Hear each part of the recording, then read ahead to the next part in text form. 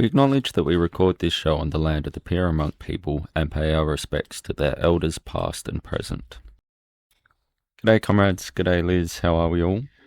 Good. Okay, so this is our first New Papers episode in a while, and today I've chosen a paper based on just the fact that I think Liz will think the title is self-evidently true. So this paper is called Structural Representation is Analog Representation. All right, yep.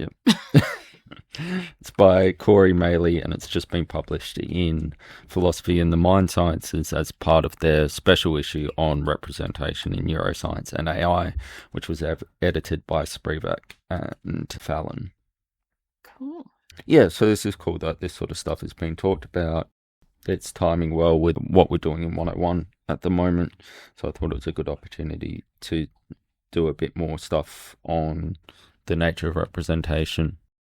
Maley's agenda here is to argue for the title of the paper, that analog representations as understood largely from analysis of artificial, computational or representational systems are the same type of thing as structural representations, which are largely understood from natural computational systems, so nervous systems as an example. He then wants to use this identification between analog and structural representations to apply insights from the nature of analog representations to issues from the literature on structural representations. Okay, can I ask, is he saying all structural representations are analog or all analog are structural? Which is the potentially bigger class? A tricky question. I think on the face of it, the agenda is that these are identical classes, so that everything that's analog is also structural and everything that's structural is also analog. Okay, it's not clear to me that, on my understanding of those notions, he needs to say all analog is structural. What complicates it further is there could be an example of something which is structural but symbolic in the sorts of things that I have in my notes here. Why would you argue for the harder thing if you didn't have to? I think the part of the agenda here is to try and marry two literatures which he's seeing as working independently at the moment, so trying to bring in some of the stuff from artificial systems and say, look, the insights we get there apply to nervous system stuff as well, so we should be able to... Okay, sure. I think that's why it matters, and that's something we'd be fairly comfortable with as well. I think, Liz, from looking at stuff from artificial neural networks and applying that to at least form hypotheses about how real neural networks work. Yeah, I don't have an in-principle problem. I'm just worried that they've bitten off more than they need to chew. Fair enough. Luke, I'm not 100% convinced of the analysis here. We're about to get into definitions, and I think that's where there's some problems. Sure.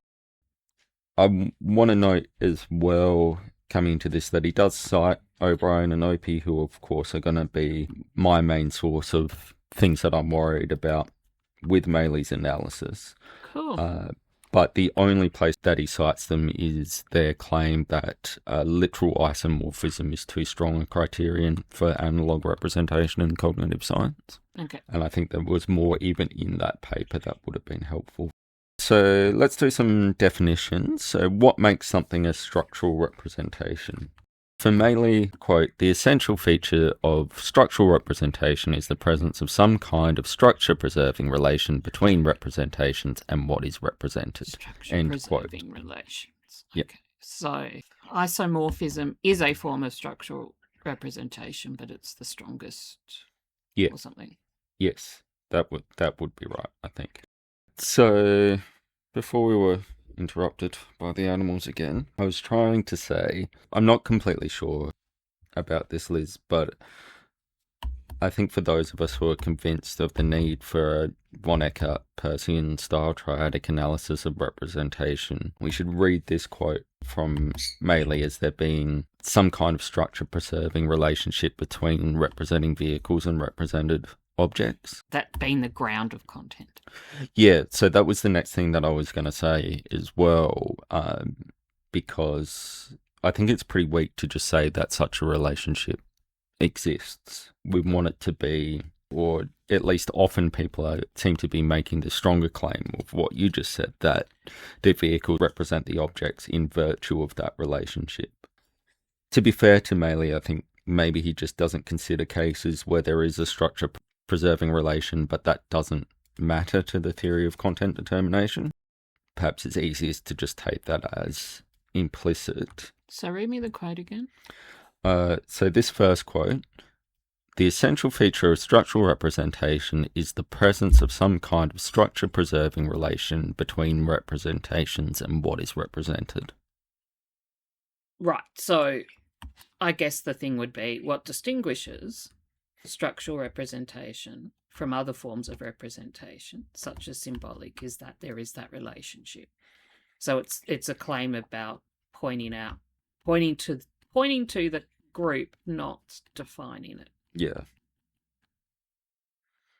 So symbolic relationships are not structural because there's no structural preserving relation. Or at least, if there is that relation, it's not what's actually grounding content. Yeah. But... yeah, which is the stronger claim. And that because there are some, even in like who he quotes as examples, who I think are making the stronger claim, not just that the relation exists, but that it's what's grounding content. So this is from Artiga. Quote, "Structural representation, a mechanism in which a structural correspondence between a set of vehicles and a target domain is used to accomplish a certain task. As a first approximation, structural correspondence refers to some kind of structural similarity between a set of entities and a target domain." End quote. And so is this a notion that comes from neuroscience, you said? Yes. Right, yeah, okay. So you see lots of correspondences like that in, say, the visual system. Yeah, so actually that's a good point to come in with my next question, Liz, which was just thinking about what we've talked about so far in this series. What sort of stuff would seem to meet that definition? I want to say colour space, but that doesn't really work because it's mapped by making judgments and it's not clear where the actual structure in the head is. Oh, I was going to say colour space as well. In terms of public representations, then, as opposed to mental ones, the kind of thing Maley is talking about here is a map where each point on the map corresponds to a point in space and the distance between them on the map is scaled so the distances correspond to the real distances in space. Scaling here being the structure preserving relation. So that's what Maley's talking about when he's talking about structural representations. What about analog representations, Liz? What are those? Depends. They can mean continuous or it can mean they resemble. Yeah, so resemblance is what I think's helpful here, especially when we're thinking about different kinds of computation and what does the causal work, whether it's the resemblance of the vehicles to the objects or the rule-governed manipulation of symbols. Maley has something different in mind, though in arguing analog and structural representations are the same type of thing, I think he ends up in the same sort of place that we find helpful. But you will be pleased to know that he does not conflate analog and continuous. Right. It notes that an analog clock that counts seconds by ticking in discrete steps is still an analog clock. For Maley, what makes a set of representing vehicles analog is that they vary monotonically with what they represent. Very monotonically. Yeah. Monotonic here meaning that order is preserved. So a mercury thermometer is the go-to example here. Each height of the liquid is a representing vehicle, and their order preserves the order of temperatures. So that is, as temperatures increase, the height of the liquid goes up. the state of play. So this is where I'm a bit out of touch. So the state of play is there's this group of people talking about analog representation, and this distinct group of people talking about structural representation. And he's trying to say to them, hey, you're talking about the same thing. Yes. Okay. And specifically that insights from the analog literature. And once you realise structural, once you realise you're talking about the same thing, you can make progress because the different fields have made progress on different problems. So there's going to be a lot of definitions. Hey, you're talking about the same thing stuff going on. Yeah. Okay. So we've got a couple of notions here. Monotonic variation, which he also calls mirroring. That's preservation of order. That's where the mercury thermometer example came in. And we also have this notion of structural similarity. Which is weaker, where you don't have that monotonic preservation? Well, these are the two notions that are coming from the different places.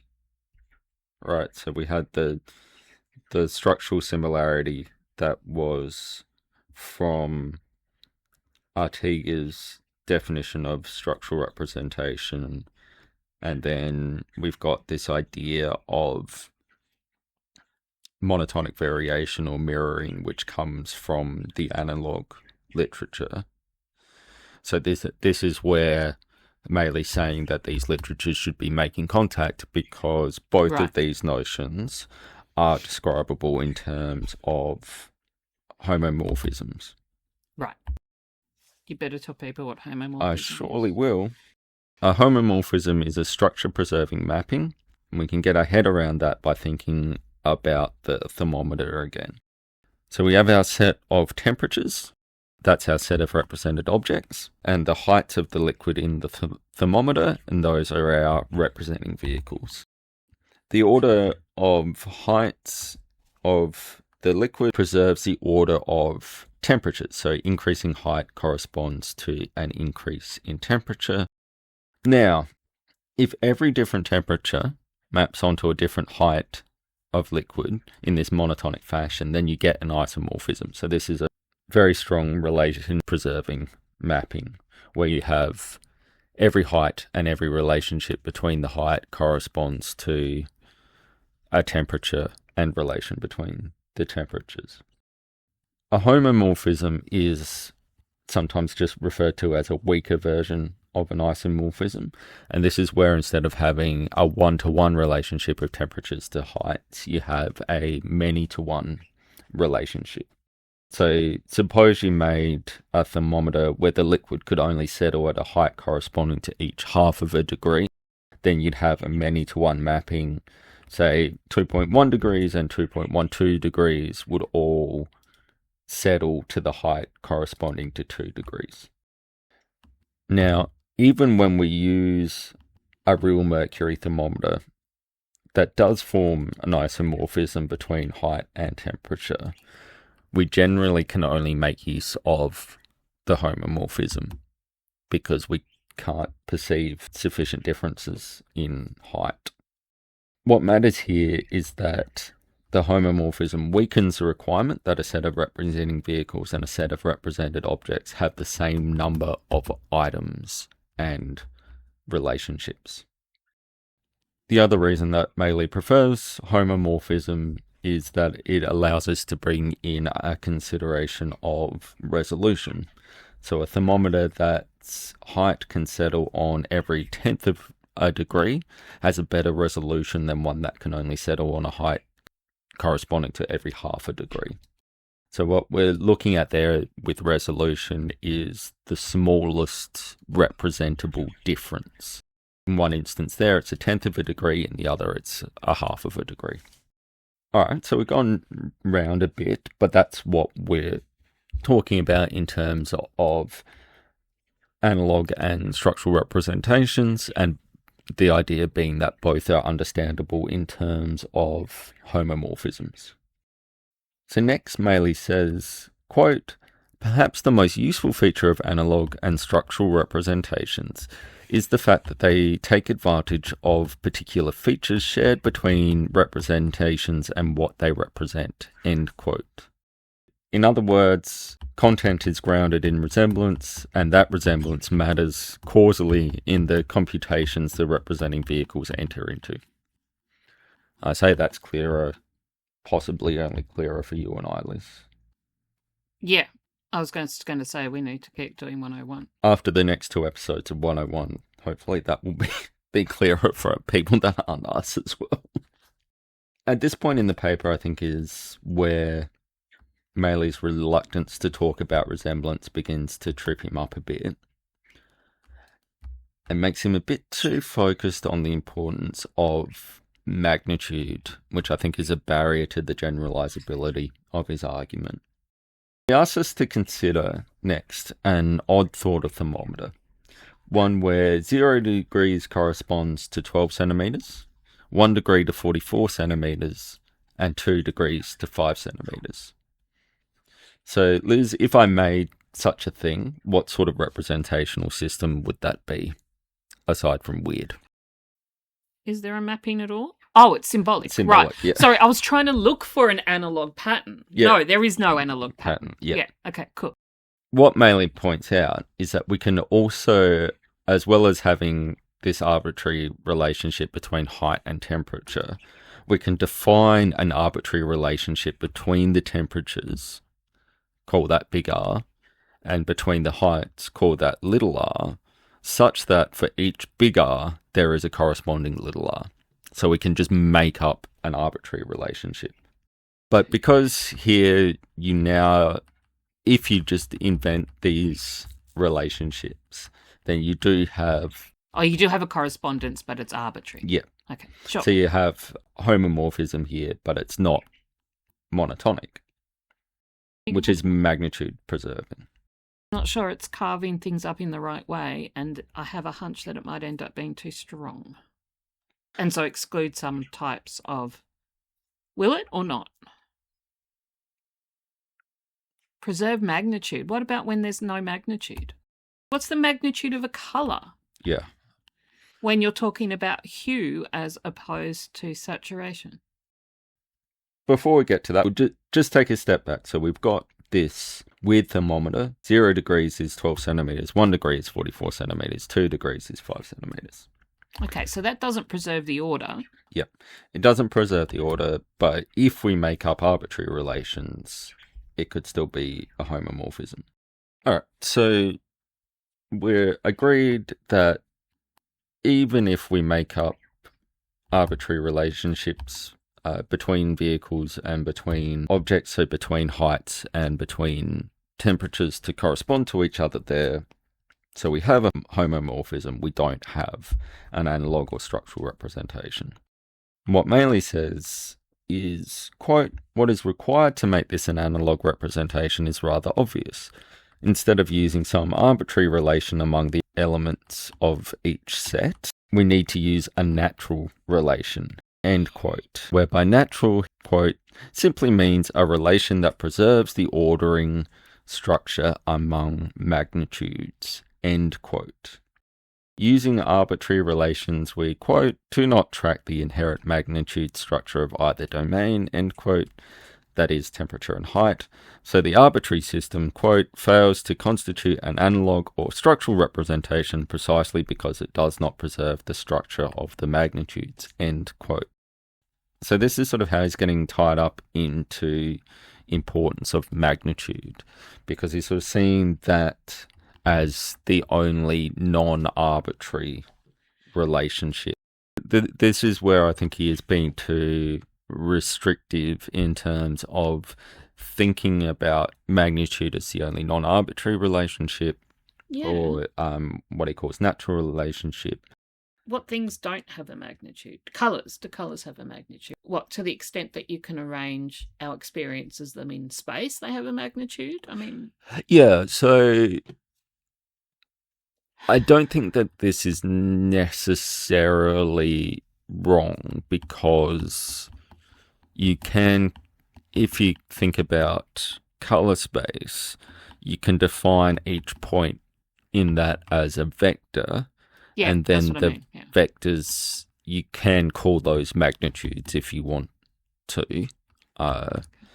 What is it about them that means you can call them a magnitude so that the notion doesn't become vacuous? Well, because a vector has length. Right, yeah. Okay, right. Yeah. But that's a representation of the colours, not the colours as a thing. Some work would need to be done there.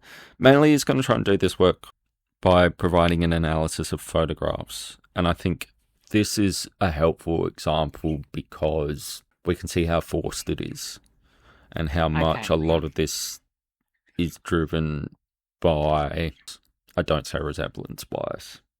All right. So it's going to make a lot of magnitudes. Like I said there, it's, I think, because he sees that as the only non-arbitrary relationship between vehicles and between objects. So the application of magnitude to photographs, I think, is quite forced. So he says, quote, light intensity values at points in the photograph preserve the values of corresponding points in the image being represented, end quote. So I can sort of see where he's coming from if we're considering the use of digital photos as indices. If we're using a digital photo as an index of just the particular instance that it took a photo of, this might be okay.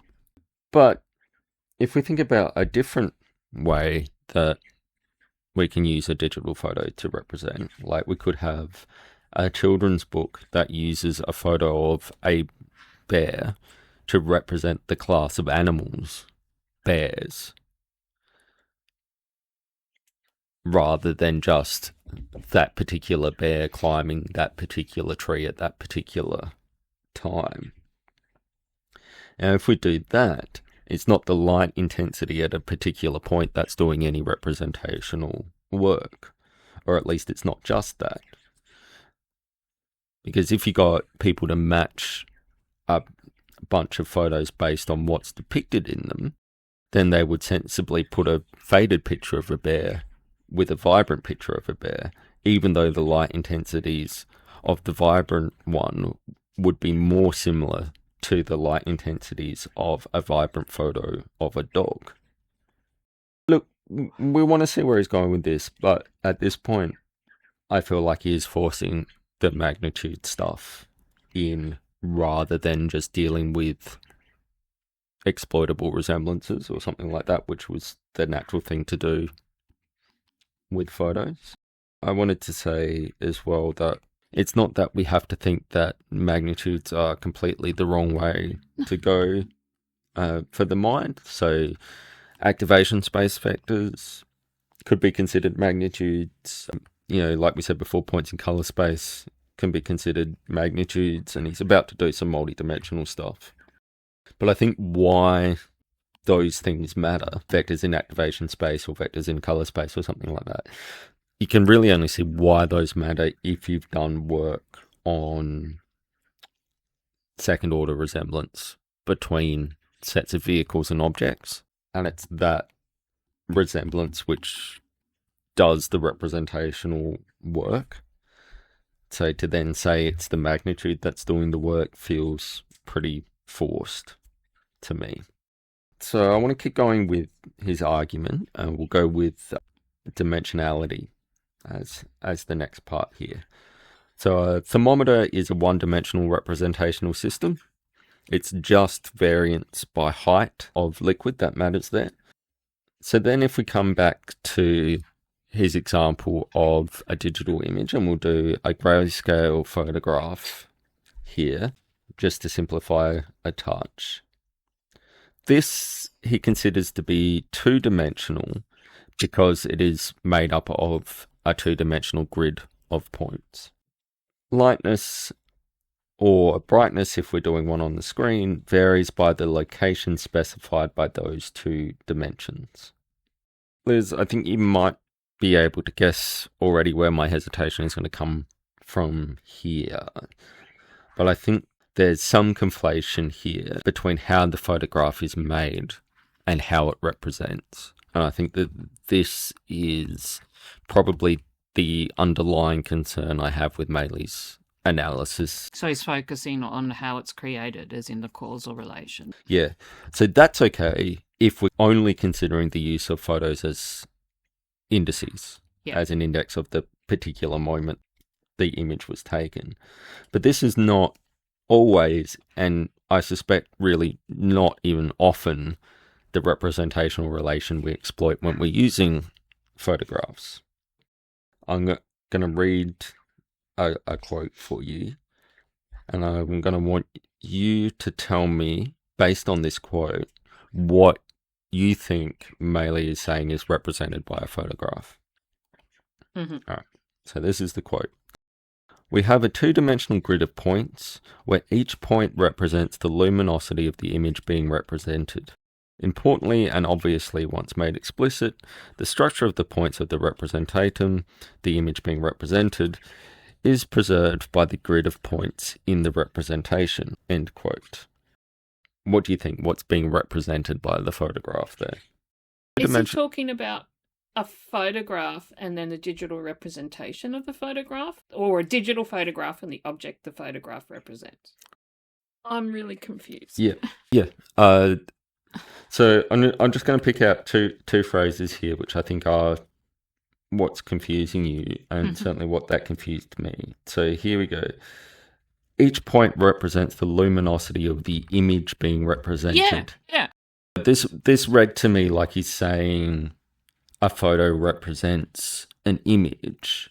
Yeah. But I'm not at all clear on what this thing, the image, is meant to be, aside from the photo itself. Yeah. So, okay. So maybe this is specified elsewhere in his work and just not in this paper, but I found this quite confusing. So where he goes from this is he talks about two different ways that you can produce a photograph using magnitude at different points to represent this thing. The image one is by having brightness at different points vary. The other is to make something where you just use the height of something at each point. So you end up with a sort of 3D graph where X and Z are the coordinates of the pixels and Y, you have the height of a graph indicating brightness. As I said before, I didn't think that was super helpful because I think it conflates how the photo was made with what it represents. And like I said, I think generally photos can be indexes. Like you can use a photo to represent a particular thing, So I don't know, if you were like trying to work out who stole something from a shop, you would use an image from a security camera of that particular instance to represent that. The crime. Yeah. And there you would be representing that particular thing so caused. But I think that's an unusual use of photographs. I think much more common is things like, even like if you'd have an image of the Eiffel Tower or something like that, people don't use that just to represent the Eiffel Tower at that particular time from that particular angle. They use it to represent the object. Or better, I think, is the example of using a particular photo in a children's book to represent the class of things. We've gone round and round a little bit there, but the way I'd like to sort of express my core worry about this example is that by focusing on how the vehicles are constructed, I think Maley isn't necessarily picking out the content determining relationship between the vehicles and objects. In particular, picking out the content determining relationships which are exploited by a consuming system, so which are used by an interpreter. Yes, and that's a very easy mistake to make. I guess that the main upshot of that is, if we're going to get our heads around the positive work from Maley here, I think it's better to use the thermometer or a scale model example rather than the photograph. Yeah, photographs are really tricky. Yeah. because you're right, because they inherently represent a specific event, but at the same time we often use them to represent something more general than the specific event that causes them. Yes. The features of the resemblance that we're using become quite difficult to say in words. And it's really driven by what you said there. Just putting that a different way would be that there are two content grounding relationships for every photograph, which are used at different times and for different purposes. There's the indexical one, so Eiffel Tower as we saw it during the beautiful sunset on the trip. Yeah, and the resemblance. And the Eiffel Tower, per se. Yeah. Yeah. So at this point was when I wanted to sort of bring in another sort of underlying worry that I had with Maley's reading, which is I think he has a bit of an attitude of just don't say resemblance and don't say second order resemblance. Why would he be aware of that as a thing to say? Well, because of some of the quotes I'm about to give, but also because he does quote that O'Brien and Opie paper. And this comes up here, and I think causes a bit of a headache here, because at this point he wants to remind us of some definitions of structural representation and to see how those apply to the analog case. He's going to give us a quote from Sawyer and another one from Schier. This first one is from Sawyer. Quote, structural representation, the pattern of relations among the constituents of the represented phenomena is mirrored by the pattern of relations among the constituents of the representation itself, end quote. And from Schier, quote, structural representation, a collection of representations in which a relation between representational vehicles represents a relation between the entities they represent, end quote. Now, what I'm not clear on is why you would say those two definitions are one class of things, unless you're going to say that they both involve second-order resemblance. So explain to me what's different about them. So the Sawyer's talking about the relations among the constituents of the thing represented, and Shay's talking about relations between different entities. So Sawyer's is about the parts, yeah, and Shay's is about relations between different wholes. Anyway, I think that Maley's saying that wanting to group the definition from Sawyer and the definition from Schier together because they both involve homomorphisms of some form, with the stronger version of that claim and more interesting version of the claim being that they both represent in virtue of that homomorphism, be it first or second order. The next question is, does any of these ideas about representation, all of the examples that we've given so far have been about public representations, does any of this apply to mental representation or nervous system representation, which is, of course, what we're going to be more interested in terms of, ultimately, consciousness? Maley gives some examples here, none of which I found to be especially helpful because he didn't do the second order stuff. And again, I think conflates how a representing vehicle is constructed with how it represents. So, Liz, do you want to guess some of the examples that he gives? It'll be in the visual system. There's tons of resemblances. Yeah. So, retinotopic organisation, V1, is one that gives place cells in the hippocampus that we talked about earlier. Penfield homunculus. Oh, that's the body. The body one, yeah. So, get our heads around what he's saying here. Retinotopic organisation of the primary visual cortex. What's that? If you torture a monkey and so you hold it in place, you measure what the individual cells in V1 respond to, you find that there's a peak response for a particular place in the visual field. Measure activity of individual neurons in V1. They fire like crazy to a particular point in the visual field, and then as you move, say, left to right in the visual field, you also move left to right in the visual cortex. The quote I've got here is adjacent neurons, that's in V1, so primary visual cortex, respond to adjacent locations in the visual field. And see, so I end up talking about the experiment itself. And Maley talks a bit more about things as well, obviously a bit more than the quote that I gave.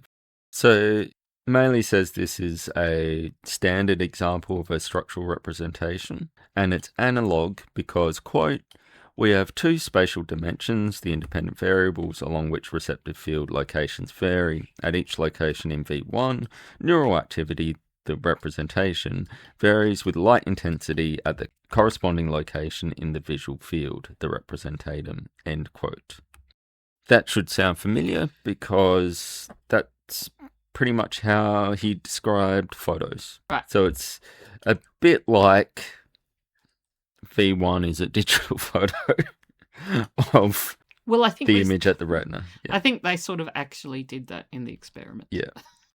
It's easy to make fun of things as being a bit, V1 is a screen the person in the head looks at. But there is a serious problem around here, which is why would we think that the mere spatial location of a particular neuron is what's exploitable by the consuming system? These examples, like retinotopic organization of V1, don't seem to be getting at what's important about how representation is working. They're saying something about how the vehicles are constructed, but not how content is grounded or the vehicles are interpreted. So then our question is, why is Maley interested in these examples rather than stuff on activation space?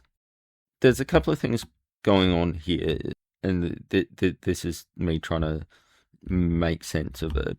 One is the don't say resemblance bias that I mentioned before, and to understand activation space, you really need to look at content grounding through resemblance. The other thing that's going on here is that he's trying to support the claim that, quote, the preserved structures between vehicles and objects just are magnitude structures along one or more dimensions of variation, end quote.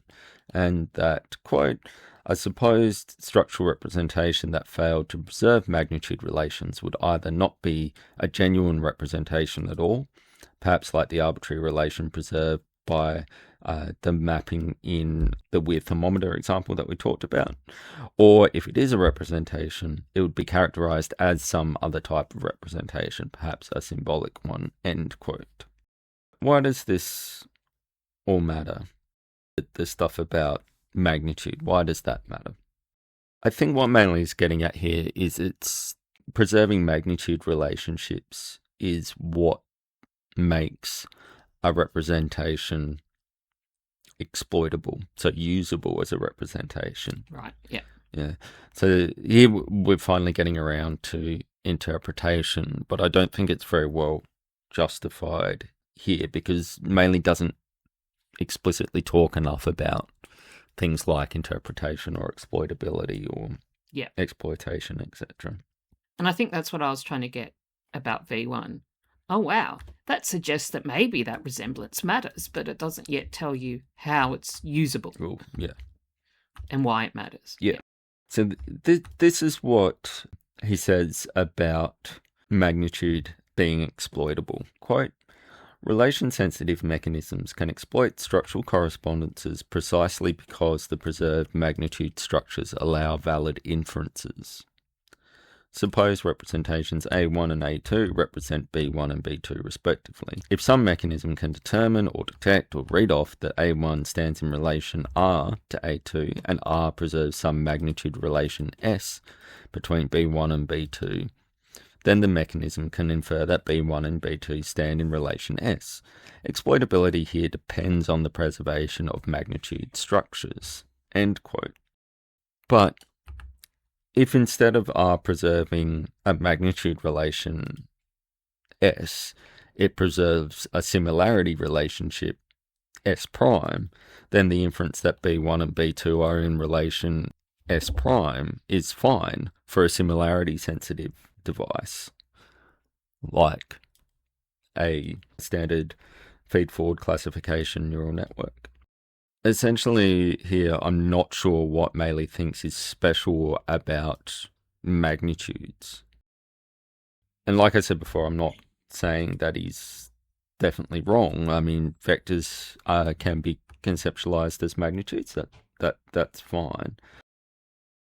But a lot of work here is being done by the running together of magnitudes and their natural relations, like in the earlier quote. And yeah, using arbitrary relations, like with the weird thermometer, it gives you a different kind of representation. It gives you symbols.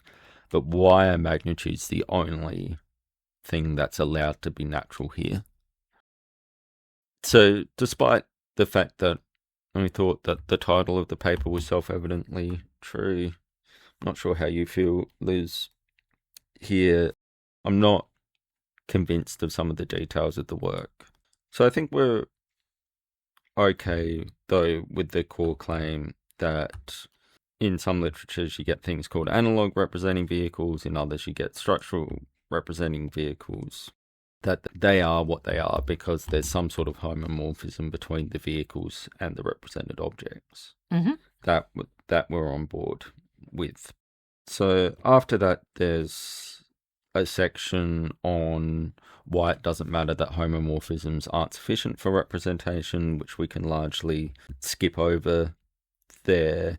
He spends a lot of words saying he doesn't need a general account of representation to talk about how analog and structural representations are different from other kinds of representation, and then that any homomorphism is only a candidate for analog representation, and we need some independent criteria for establishing that the homomorphism actually is a representation. I think it would have been much quicker here if he had just used von Eckart's Persian analysis and said that whether something is interpreted is the difference between something being a candidate for analog representation, for an analog representing vehicle, and it's actually being one. That would give ground to claims like, quote, liquid thermometers represent temperature and not something else because of how we design and use them, end quote.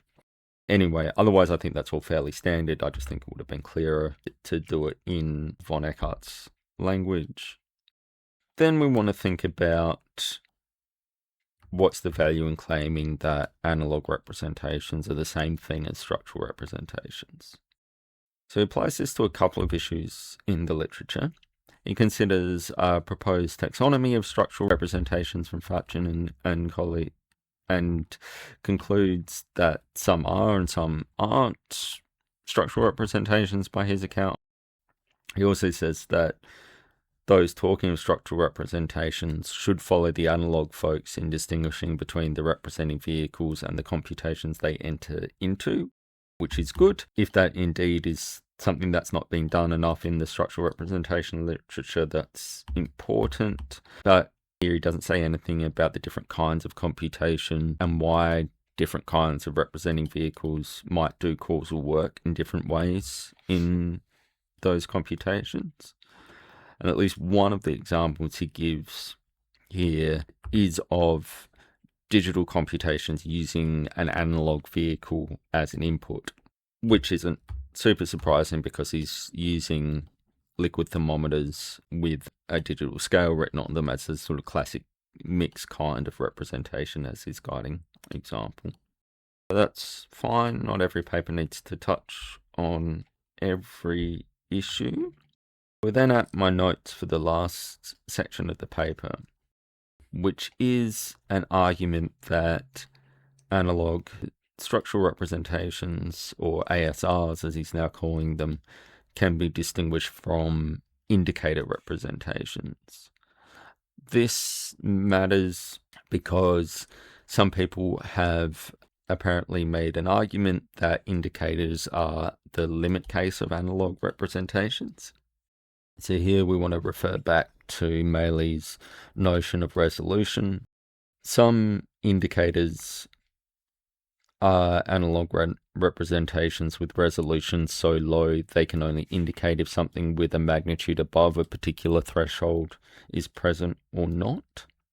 Maley responds to this by distinguishing between indicators that if you improve the resolution, in his sense, that you end up with something that's analog, and those that don't have resolution to improve.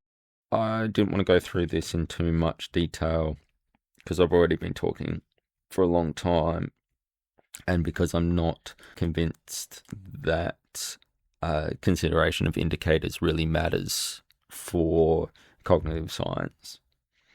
Though, interestingly, Maley does think otherwise, because he says, quote, "The distinction matters for cognitive science. When investigating whether a neural system employs structural representations, we can ask whether the system preserves magnitude structure or merely detects binary conditions. A neural population that responds gradually to increasing stimulus intensity is plausibly an analog structural representation, even if in a particular experiment we only measure whether it exceeds a threshold.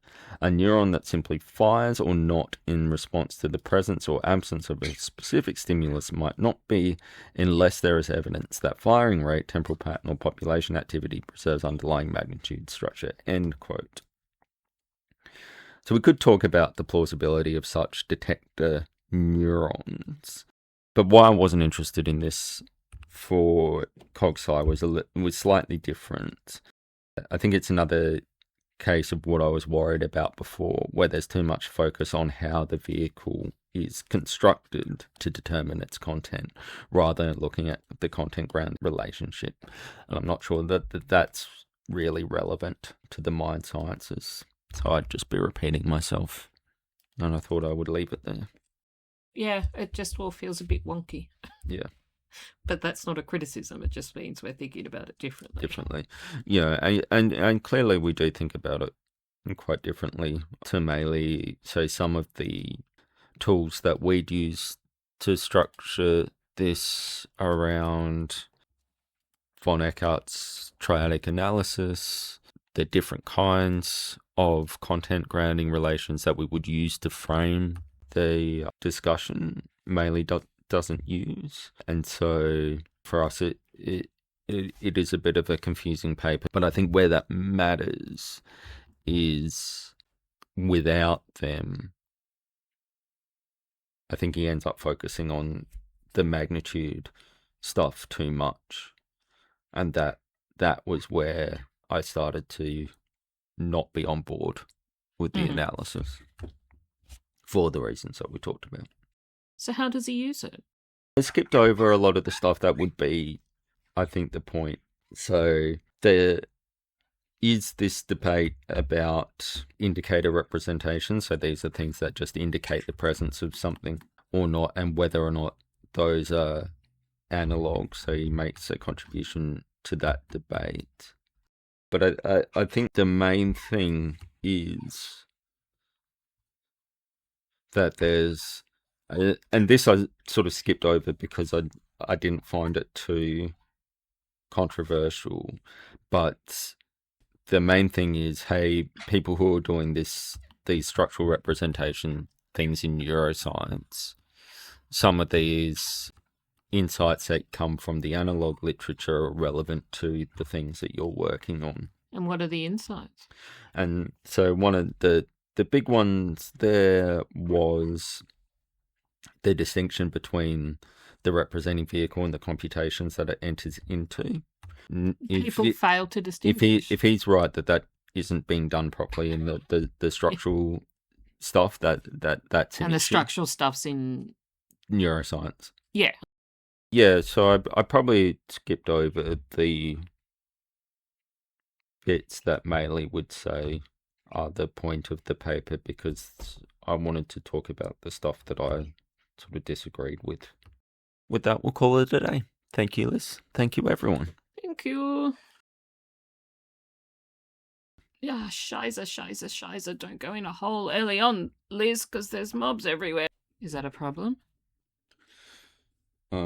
No, what is a problem is that the cat just changed what set of notes was open on my tablet.